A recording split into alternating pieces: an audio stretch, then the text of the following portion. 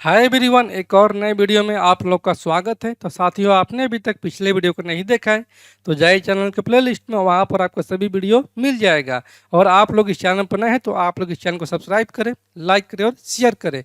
तो आज का हमारा पहला प्रश्न है, अंडर रूट का एक्स बाटा में 169 बराबर में 18 बाटा में 13, तो एक्स का मान ज्ञात करें। यहाँ से दिया है अंडर रूट का एक्स बाटा में 169 और बराबर में है 18 बटा में 13। ठीक है, तो यहाँ से रूट है, इधर को ट्रांसफर मारेंगे इसको तो ये हो जाएगा स्क्वायर में। तो यहाँ से हमारा हो जाएगा एक्स बाटा में 169 बराबर में 18 का स्क्वायर 324 और बटे में 13 का स्क्वायर 169। यहाँ से 169 से 169 कैंसिल आउट, यानी कि एक्स का जो मान जाएगा वो हमारे यहाँ से हो जाएगा 324।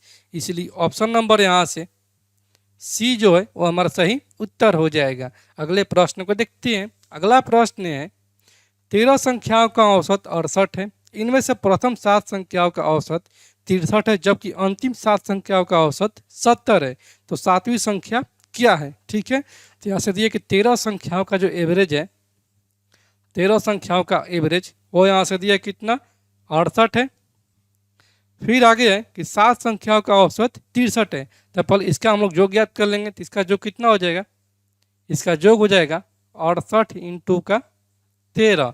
तो 13 8 जलोत्तर यानी कि 4 हासिल 10 और 13 छक्का 78 और 10 कितना हो जाएगा, ये हो जाएगा 88। ठीक है, और यहाँ से कि 7 संख्याओं का कितना है, प्रथम जो औसत 63 है।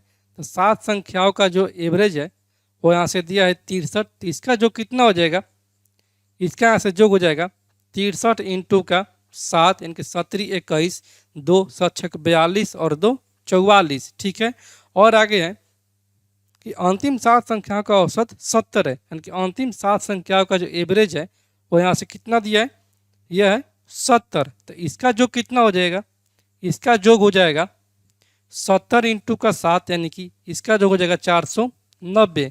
तो यहाँ से अगर देखते हैं तो यहाँ से कितना संख्या है, 13 है, लेकिन यहाँ पर इन दोनों को जोग करते हैं तो यहाँ से हमारा जाएगा 7 7 14, यानी कि एक संख्या को 2 बार जोड़ा गया है। तो इन सभी को अगर जोग करेंगे तो कितना हो जाएगा, यहाँ से हमारा हो जाएगा 1 और ये 9 4 13 के 3 हासिल 1 4 4 8 और 1 9 इनके 931 हो जाएगा। तो यहाँ से पूछा है कौन सी संख्या, पूछा यहाँ से कि सातवीं संख्या क्या है, यानी कि सातवीं संख्या को यहाँ पर 2 बार जोड़ दिया गया है। जैसे सातवीं संख्या जो हो जाएगा, सातवीं संख्या वो हो जाएगा 931 माइनस का 884। ठीक है, यानी कि 931 माइनस का 884 हो जाएगा। तो यहाँ हमारा सातवीं संख्या प्राप्त हो जाएगा। ये 11 में से 4 जाएगा 7 और ये 2, तो 12 में से 8 जाएगा तो ये हो जाएगा 4, यानी कि सातवीं संख्या जो है वो हमारा 47 है। इसलिए ऑप्शन नंबर यहाँ से बी जो है वो हमारा सही उत्तर हो जाएगा। अगले प्रश्न को देखते हैं। अगला प्रश्न है, 740 के 35% किसी संख्या से 34 अधिक है तो उस संख्या का 4/5 कितना होगा। यहाँ से दिए कि 740 का यानी कि गुना 35% जो है, 35% वह किसी संख्या से 34 अधिक है। तो मान लेते कि वो संख्या जो है वो है 1 से, तो 1 से कितना अधिक है, 34 अधिक है। तो यहाँ से हमारा हो जाएगा 1 0 से 1 0 कैंसिल आउट और ये 5 दूनी 10 और ये 7 5 35 और ये हमारा हो जाएगा कितना, ये हो जाएगा 37 दूनी 74। तो यहाँ से हमारा हो जाएगा गुणनफल 7 7 49 4 17 21 और 4 25 यानी कि 259 बराबर में x प्लस का 34 हो जाएगा। तो यहाँ से x का मान कितना हो जाएगा, ये होगा 259 माइनस का 34। तो 9 में से 4 जाएगा 5 और ये 5 में से 3 जाएगा 2 और ये हो जाएगा 2, यानी कि x का मान यहाँ से आ गया 225। लेकिन ये नहीं पूछा है, पूछा है यहाँ से कि उस संख्या का 4/5 कितना होगा, यानी कि इस संख्या का 4/5 कितना होगा। जैसे 4/5 निकाल देंगे तो इसका 4/5 कितना हो जाएगा, यहाँ से हमारा जाएगा 5 के 20 2 5 25, यानी कि ये हो जाएगा 4 5 20 4 को 16 2 18 यानी कि 180 हो जाएगा 225 का 4/5। इसलिए ऑप्शन नंबर यहाँ से डी जो है वो हमारा सही उत्तर हो जाएगा। अगले प्रश्न को देखते हैं। अगला प्रश्न है, 561 को ए बी सी में इस प्रकार वितरित करना है कि ए को बी से 120 रुपये अधिक तथा सी से 120 रुपये कम मिले। इसमें बी का भाग कितना है? ठीक है, तो यहाँ से ए को जो धनराशि मिलता है ए को वो मिलता है बी से 120 रुपया अधिक, यानी कि बी से 120 रुपया अधिक मिलता है। और आगे है कि यही जो ए को राशि मिलता है वो सी से 120 रुपये कम मिलता है, यानी कि ए को जो राशि मिलता है वो सी से 120 रुपये कम मिलता है। तो यहाँ पर भी है ए का मान और यहाँ पर भी है ए का मान, तो दोनों का मान बराबर हो जाएगा। यहाँ से हो जाएगा बी प्लस का 120 बराबर में सी माइनस का 120। ठीक है, यहाँ से हमारा आ जाएगा सी माइनस का बी बराबर में 240 आ जाएगा।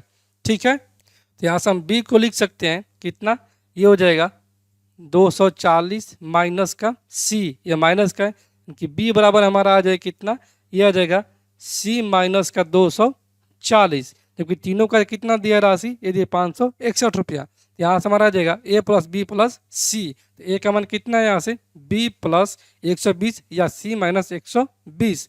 यहाँ से हम इसको लिख सकते हैं ए का जगह पर सी माइनस का 120 और प्लस का बी की जगह कितना लिख सकते हैं, इसको हम लिख सकते हैं सी माइनस का 240, इनके सी माइनस का 240 और प्लस का ये हो जाएगा सी बराबर में कितना दिया है 561 रुपया दिया है। यहाँ से हमारा आ जाएगा 1 2 3 यानी कि 3 सी।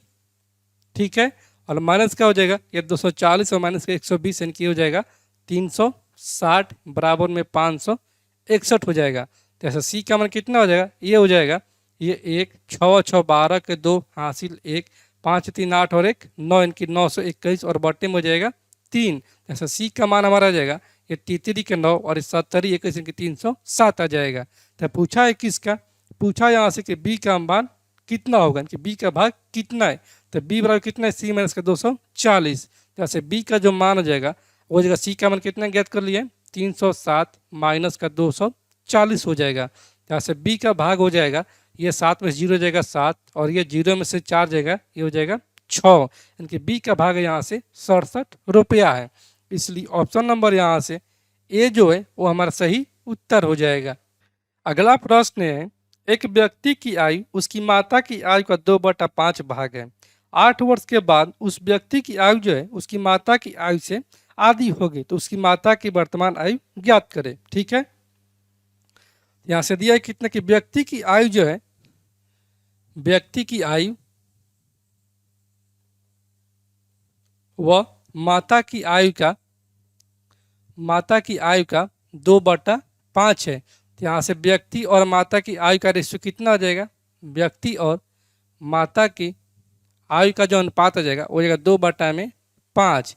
फिर आगे है कि 8 वर्ष के बाद, तो दोनों में 8 वर्ष जोड़ देंगे तो इसको मात्र कि 2x व्यक्ति की आयु और माता की आयु है 5x, तो 8 वर्ष बाद ये भी हो जाएगा 8 वर्ष बाद। ठीक है, ये अनुपात कितना हो जा रहा है, व्यक्ति की आयु जो है उसकी माता की आयु से आधी हो जा रही है, यानी कि व्यक्ति की आयु जो है और माता की आयु से आधी हो जा रही है। कि माता की आयु जब 2 वर्ष है तब व्यक्ति की आयु 1 वर्ष हो जा रहा है। तो यहाँ से तिरछा तिरछी गुना हो जाएगा, तो यहाँ से हो जाएगा 2 दूनी 4x प्लस का 8 दूनी 16 बराबर में 5x प्लस का 8 हो जाएगा। तो x को एक तरफ लेकर जाएंगे और संख्या को एक तरफ, तो ये हो जाएगा 4x माइनस का 5x यानी कि ये हो जाएगा x बराबर में ये 16 माइनस का 8 यानी कि 8, x का मान कितना गया 8 आ गया।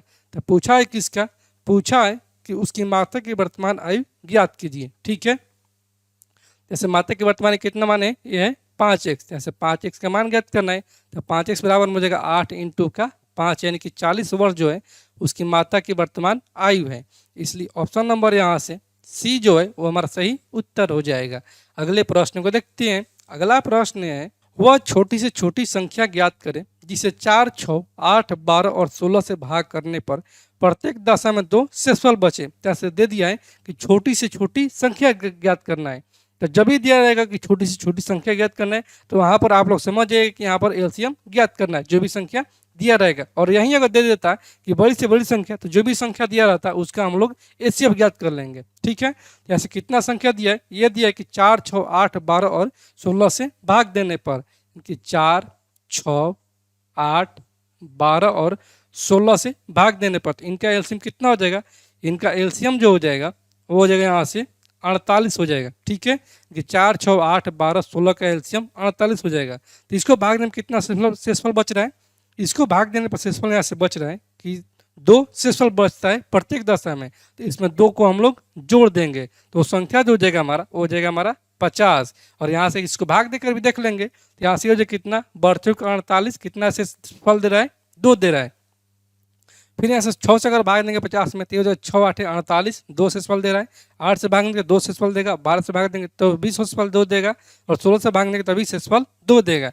वो जो संख्या है वो हमारा 50 है। इसलिए ऑप्शन नंबर यहाँ से जो सी जो है वो हमारा सही उत्तर हो जाएगा। अगले प्रश्न को देखते हैं। अगला प्रश्न है यदि n तथा n दो पूर्ण संख्याएं हैं तथा m के पावर n बराबर में 25 है तो n के पावर m का मान कितना होगा। जैसे m और n दो पूर्ण संख्या है और यहाँ से दिया है कि m के पावर n का मान जो है वो है 25। तो 25 कैसे आएगा, 5 के अगर स्क्वायर करेंगे तो हमारा आ जाएगा 25। यानी कि कहीं ना कहीं m के जगह पर कितना है 5 है और n के जगह पर 2 है, तभी तो 5 का स्क्वायर करेंगे तो हमारा आ जाएगा कितना 25। यानी कि यहाँ से हमारा फाइनल हो गया कि m का मान जो है वो हमारा 5 है और n का मान यहाँ से 2 है। तो पूछा है क्या, यहाँ से पूछा है कि n के पावर m का मान कितना होगा। यानी कि n के पावर m का मान कितना होगा। n के जब कितना है 2 है, 2 के पावर 5 का मान कितना होगा यही पूछा है। तो 2 के पावर 5 का मतलब कितना हो जाएगा, ये हो जाएगा 32। 2 2 दूनी 4, 4 दूनी 8, 8 दूनी 16, 16 दूनी 32।